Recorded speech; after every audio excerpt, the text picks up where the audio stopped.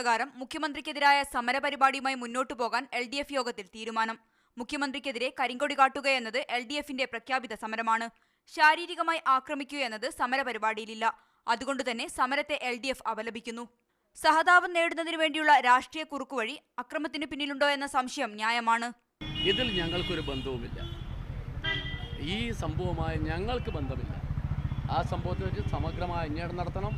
ആ അന്വേഷണം നടത്താൻ സർക്കാർ തയ്യാറാണ്. നിഷ്പക്ഷവും നീതിപൂർവമായ അന്വേഷണം അതിൽ ഞങ്ങൾ സഹകരിക്കും.